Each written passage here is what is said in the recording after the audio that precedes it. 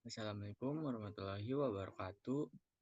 Nama saya Revi Rehan Fakria dengan NIM 2892150106, Prodi Manajemen Sore.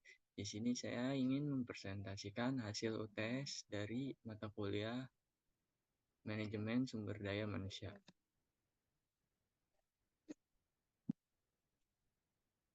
Bagaimana perusahaan atau organisasi memenuhi kebutuhan sumber daya manusia?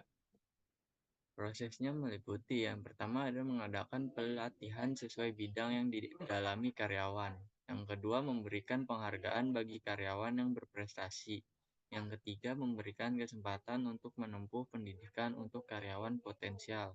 Yang keempat, beri kenaikan gaji untuk karyawan produktif. Yang kelima, mengajak karyawan liburan untuk menekan angka stres. Yang enam, menyediakan fasilitas yang lengkap untuk karyawan.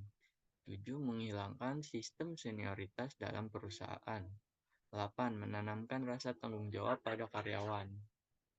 Pengertian: mengadakan pelatihan sesuai bidang yang didalami karyawan pertama dan paling utama ketika kamu ingin sumber daya manusia berkualitas adalah memberikan pelatihan.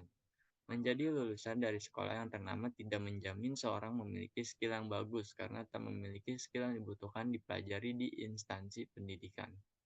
Memberikan penghargaan bagi karyawan yang berprestasi. Cara yang kedua adalah dengan memberikan penghargaan bagi karyawan yang berprestasi. Kamu bisa mengadakan acara penghargaan secara khusus untuk memberikan apresiasi bagi karyawan yang memiliki skill bagus, rajin, dan bertanggung jawab. Memberikan kesempatan untuk menempuh pendidikan untuk karyawan potensial. Dalam suatu perusahaan, pastinya kamu akan menemukan karyawan yang memiliki tanggung jawab besar, rajin, dan memiliki skill yang bagus. Akan tetapi latar belakang pendidikan atau keilmuannya belum kuat. Nah, disinilah kewajiban perusahaan untuk memberikan kesempatan bagi semakin mengabdikan diri di perusahaan.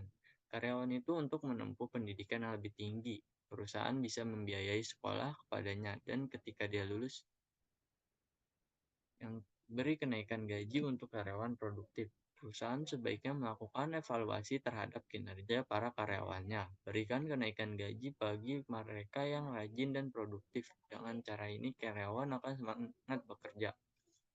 Mengajak karyawan liburan untuk menekan angka stres. Stres adalah salah satu hal yang bisa membuat karyawan kehilangan semangat untuk bekerja.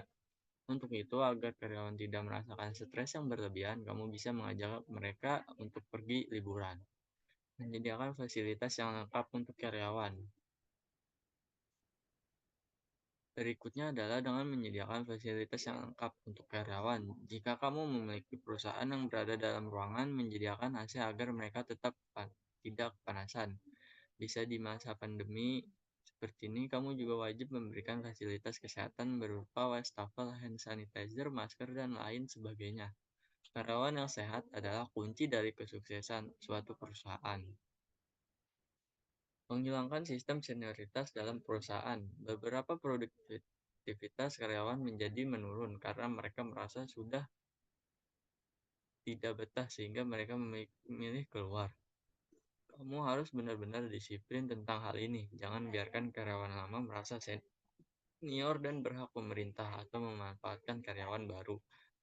Menanamkan rasa tanggung jawab pada karyawan. Terakhir, kamu harus menanamkan rasa tanggung jawab kepada karyawan lebih ketat lagi. Walaupun lingkungan perusahaan terlihat menyenangkan, tetapi karyawan juga tetap harus melakukan pekerjaan dengan maksimal dan disiplin. Sekian presentasi hasil UTS saya. Terima kasih. Wassalamualaikum warahmatullahi wabarakatuh.